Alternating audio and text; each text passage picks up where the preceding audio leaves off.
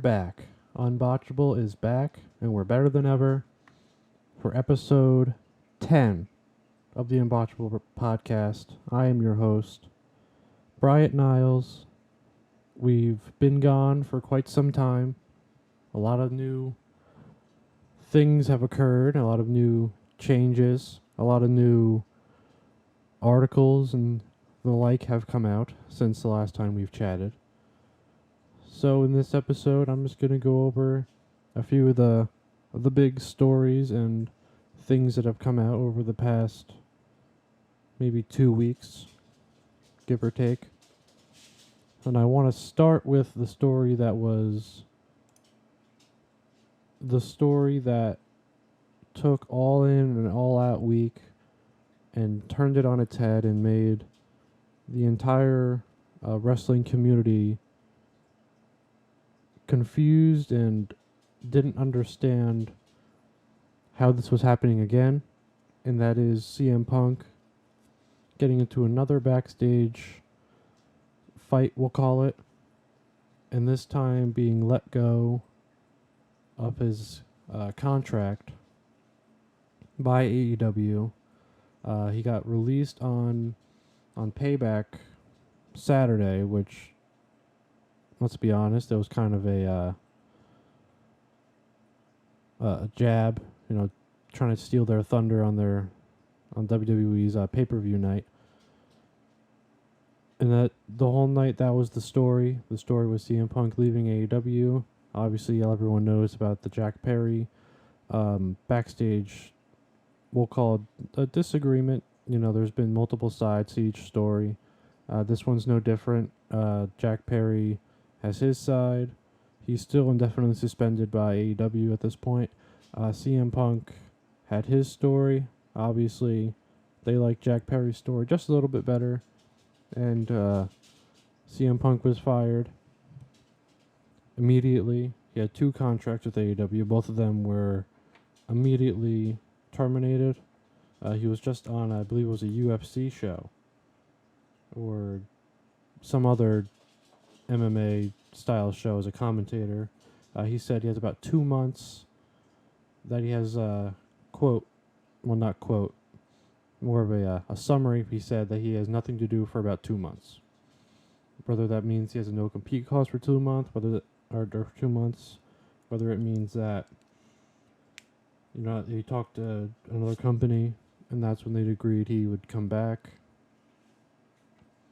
We don't know that.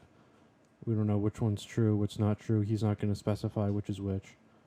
So that's what we're working at this point in the CM Punk saga. I'm sure give it 30 days and there's going to be a whole bunch of new stuff, a whole bunch of new rumors and what have you at this point. We don't know what's next. He could retire, he could not retire, he could go to WWE, he can go to Japan, he can go to Impact, he can go run around the independents for a little bit. He'll do whatever he wants. And, there's been a lot of the chatter about whether he's good for wrestling, whether he's bad for wrestling. He's very polarizing in that sense that, the people that love him think he's the best thing ever, and people that hate him think he's an awful locker room person, an awful what have you. But in my opinion, I think he's done full time. I do see him having a chance to return to WWE, but that would be only as a part-time competitor. I don't see him going full-time just because of the locker room drama that could arise from having him in WWE full-time. So I give him maybe 2 to 4 yearly matches. Whether that be at big pay-per-views or a weekly show every once in a while. I don't see him being a champion again for a major champion for a company. I would lean towards the part-time aspect of it, and then see how it goes from there. And then if things change and he's a good locker room presence and he's doing a lot of good things, then why not give him a full-time year or two and see how that goes. But at this point, I think most people would say they wouldn't do that.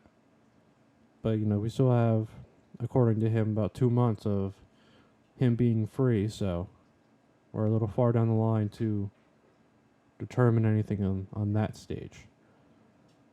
And now, next, the PWI 500 was released. Everybody knows the top 10. To go over it quickly, Seth Rollins is at 1, Roman Reigns at 2, Moxley at 3, Gunter at 4, Vikingo at 5, MJF at 6, Okada at 7, Orange Cassidy at 8, Josh Alexander at 9, and Cody Rhodes at 10. That's all well and good. I would have changed it up. I posted on X, or Twitter, whatever you want to call it, my top 10. So if you want to take a look at that, it's always there. It's not this list by a long shot. There are some changes, some order changes, some completely new names that I added to the list. But overall, I thought it was a good list. Obviously, some changes, but now I want to focus on some of the things that I noticed from like the rest of the list that took my interest. I didn't take down a ton. I just wanted to cut a few little things that I thought would be interesting. The first one is that Carmelo Hayes is at 13. I obviously I know how great he is. I watch NXT every week, but I just thought it was a little shocking for me to see him this high up, considering he's still in NXT. I feel like they would hold back a little bit on the NXT talent instead of putting Carmelo Hayes that high on the list, like right away, or not right away, but this year I thought he wouldn't get this high until around 1-2 years on the main roster. But I thought that was interesting, and then right behind him you have Samoa Joe, which is another great example of how good Samoa Joe is. He wasn't listed last year. This year he comes in, goes all the way up to 14. That's something. It shows how good he is at in the locker room, in the ring, on the mic. What he does is he does better than over 400 something people. So he comes in at number 14. I have Danielson and Ospreay at 16 and 17. I do definitely could have them higher. I don't see a reason why you would keep them that low. 25, you have Omega. 24, you have Chris Jericho, which I thought was interesting. I feel like you could swap those two and it wouldn't be an issue. But apparently, they don't like Kenny Omega. He is at 25. And then the big one to round out the 100, we had Dominic Mysterio at 94, which is just interesting considering he was at 292 last year. He's had obviously you can tell just by that jump he had a great year. But I thought then you look down the list about 1, 2, 3, 4, 5 spots. You have AJ Styles at 99. He was at 74 last year. Then you have, that 5-spot gap between Dominic Mysterio and AJ Styles, which I just found very interesting how AJ Styles was ranked that low. I get he hasn't had that many meaningful matches this year or a big championship victories, but he's still AJ Styles, so I just thought it was interesting that he's that low on the list, and there's 98 other people that they would take before AJ Styles even gets mentioned. The next big thing on the list was Omos coming in at 174. I didn't understand this one. Not that he's terrible, but he's also not great. When you look on the list, Dax Harwood is 181. Apparently, Omos is like a million times better than Dax Harwood. And then you have Tyler Bate at 183. Max Caster at 186. Matt Hardy at 193. Joe Gacy at 200. I mean, there's Axiom at 210. There are a million people on this list that you could put ahead of Omos. And you're just going through the list. You have Johnny Gargano at 227. Lance Archer at 230. Rich Swann, he's at... I lost him. Well, he's somewhere on the list in that range. Oh, there he is. 234. 234 for Rich Swann. And it's just saying Omos is higher than all of these people. Dalton Castle, 279. Carlito, who's the next person I want to talk about, 285. I just thought having him on the list was pretty interesting because he was on the Independents and then has since been off the Independents, waiting to make his WWE official return. But he has obviously yet to do that. I just thought it's interesting he made 285 instead of, being in front of Omos. Like everyone should. 298 Luchasaurus. Baron Corbin, 299. See if there's anything else that's interesting on the Omos front.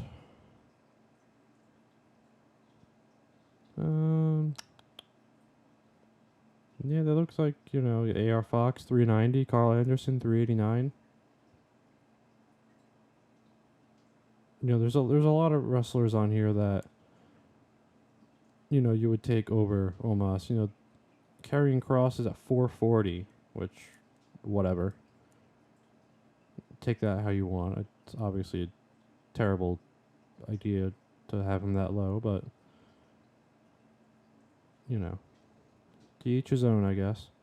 And then 500 on the list, the last list, Andre Chase is number 500. Which, I think it's a good spot. If you don't want to be 499, if you're going to do anything like this from 450 on, you want to be 500. Just so then, you get that Brock Purdy effect where, you're Mr. Irrelevant, Mr. or Mrs. whatever. And then you make your run the next year. That's how I look at it, at least. You don't want to be a Dolph Ziggler at 393 and you're kind of just stuck in the middle. Where are you going to go from there? Tony D's at 324 on the list. It definitely has some room for improvement on the list. I put my top 10 on X that you can look at. I try to give my own opinions on things like this. The list it's interesting. I'll give it that. But is it a real determination of who's the best? Absolutely not. But it's always just interesting to look at it and see, oh, look, Leo Rush is at 156 compared to last year when he wasn't ranked. That kind of thing is what people, I guess, like to look for. See how people think of them or think of their favorite wrestlers. But to me, it's, what are you going to do? It doesn't make much sense. 'Cause, they just prioritize the champions of everything. 'Cause, I would not have Claudio at 12. I would not have Sonata at 11. Even in my rankings, I think I had Roman Reigns at 3 and John Moxley at 2 because Roman Reigns wrestles like once every 6 months. You can't, that's not, I don't understand how that would be a good spot, But, the rest of the list I think is very good in terms of, a general, this is where this person is compared to this person. It's good like that, but just some things leave more questions than they do answers. And thinking of questions or answers, the WWE has had, and AEW, might I add, a big of a little bit of changing of the guard when it comes to talent. We had on this Friday or past Friday, The Rock and Pat McAfee making their return to WWE on opening the show, actually, which I thought was very fun. The Rock was on the Pat McAfee show earlier that day. He talked about how Roman and himself were locked in for WrestleMania. Obviously, that fell through. And then he shows up with Pat McAfee, blows the roof off the place. Everyone loves it. Everyone's having a great time.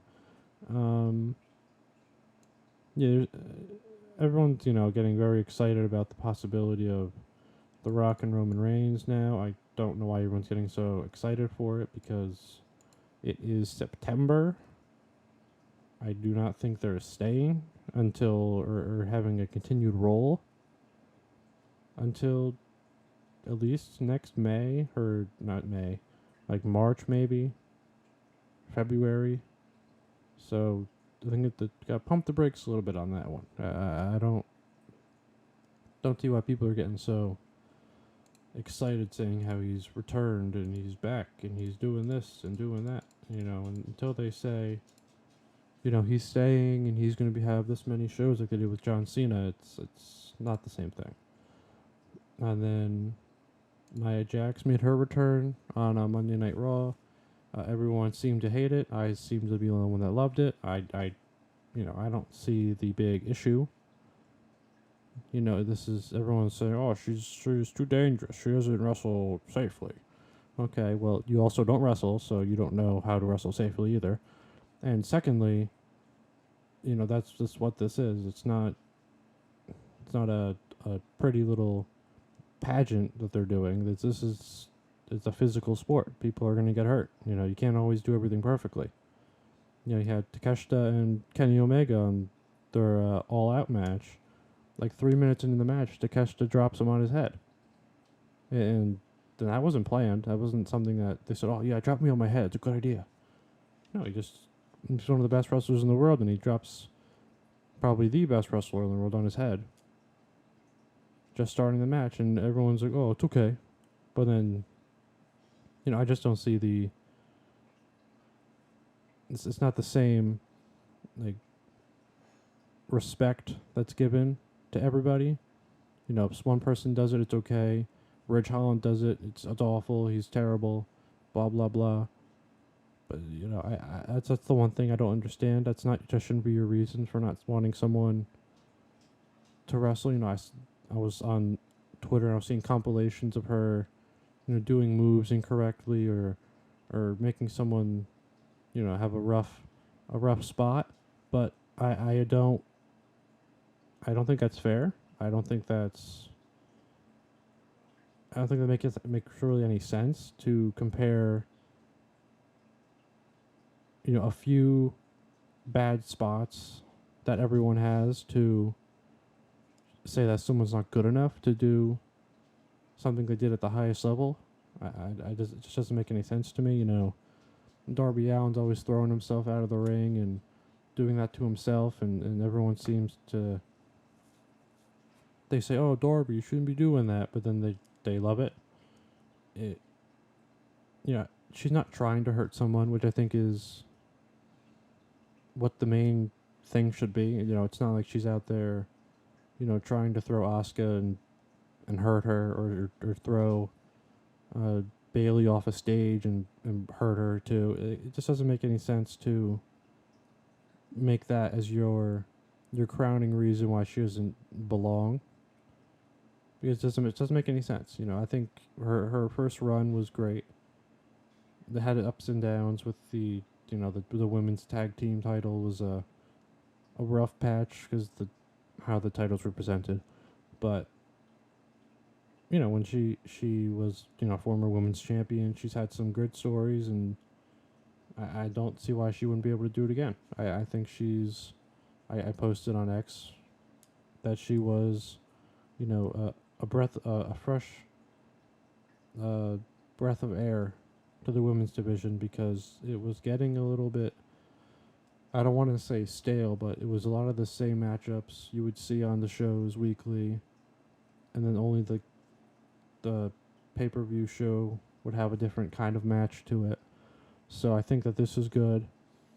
And obviously, when you think of the WWE Women's Division getting a spark like that, it doesn't get any bigger than Jade Cargill, who is leaving AEW.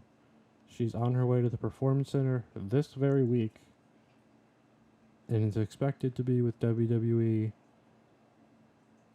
soon. I don't know how soon, I don't know the contract stuff,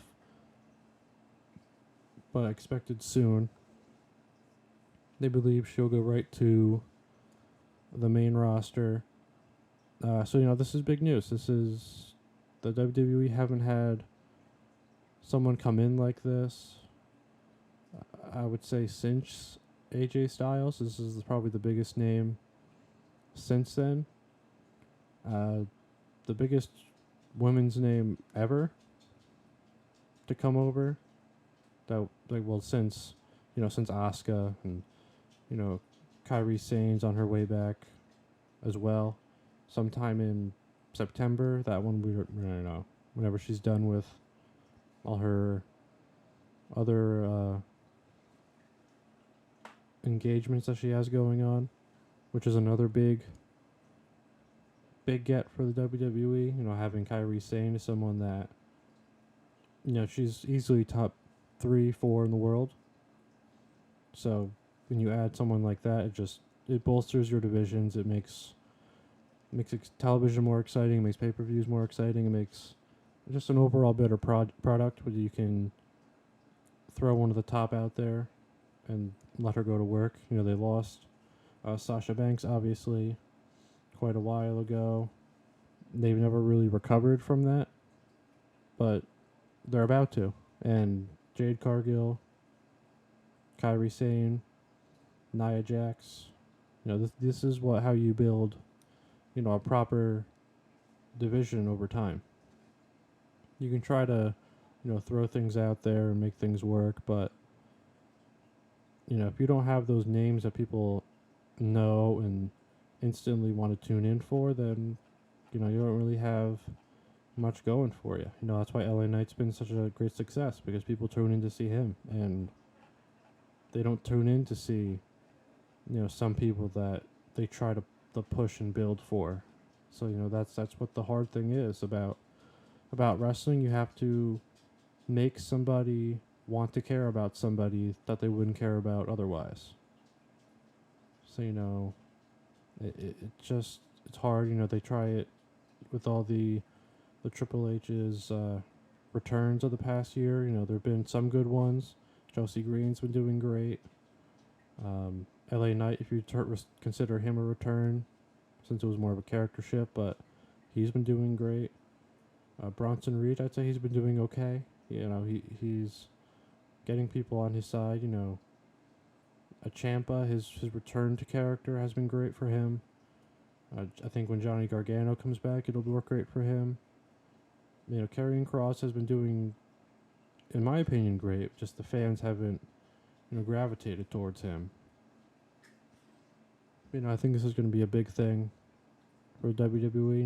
Now that the hiring freeze is over, so there's going to be a lot of new faces, new places. Brian Pillman, he's said to be on his way to NXT. AOP, they're supposed to be on their way to NXT. So, we've got a lot of good things, but I wanted to focus on the Jade Cargill of it all. Obviously, it's a big loss for AEW, considering she was probably their most well-known women's wrestler on the roster, besides Britt Baker. I would say she's probably number 2. I think it's a big loss for them. It's not a good look that they let someone like that leave. I would put her on. I would say probably SmackDown. I feel that Raw just got Nia Jax, so that would kind of depending on when she debuts, would be a little too much on that one show of new star power. I think SmackDown has probably the better women's division overall, but I think Raw has enough to do what they have to do. They have Raquel and they're building Raquel, so if you add a Jade Cargill who's a very similar power athlete, I think that might take away from Raquel a little bit. If you do things on SmackDown, I think that'll leave a lot more room for growth on Raw overall throughout the coming months. Also, when it comes to, I guess you could say roster changes, the Dyad have left the WWE. Booker T said that they are gone. Obviously, we knew that they were on their way out since the beginning of the year. I think they said around October, I think it was, but I guess maybe it was a little earlier in September.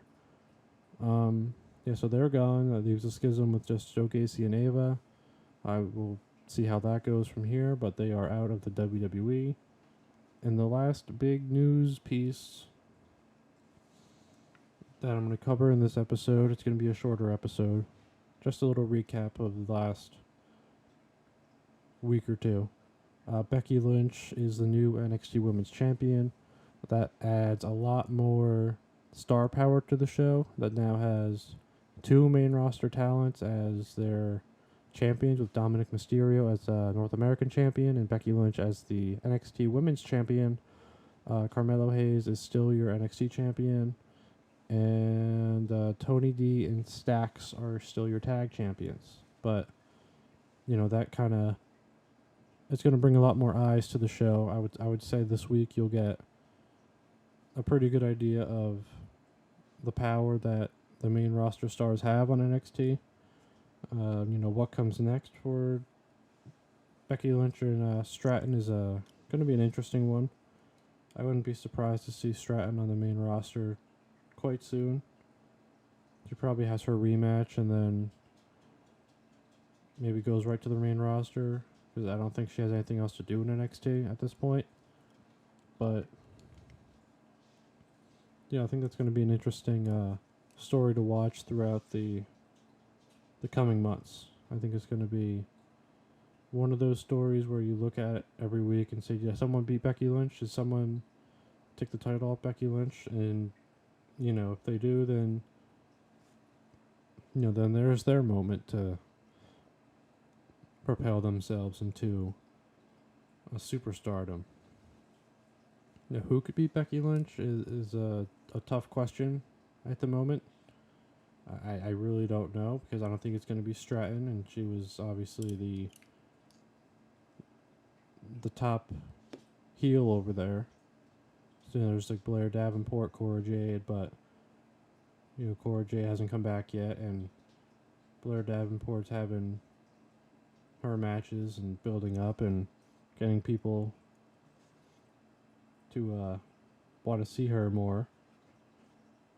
But I think Becky Lynch is going to have a nice little championship run here, and it should be interesting to see, how long she holds it, where she goes with it, who she defends it against. So she defends it on Raw, or will she just keep it on NXT? I think that'll be very interesting to see. But with all that being said, I think that is going to do it for this episode. Short episode as per what I usually do. I just wanted to run through some of the big stories of the past week. With all the roster moves and the PWI 500 coming out, and the CM Punk of it all, I wanted to get out and just cover those, touch base on the different happenings. Go from there. See what you guys thought of everything that's happening. See if you have any hot takes or anything. You can post those right over on the Twitter or X, whatever we want to call it now. At Unbotchable. I will be live tweeting every show. Monday, Tuesday, Wednesday, Friday, maybe Saturday, depending. But we're going to go.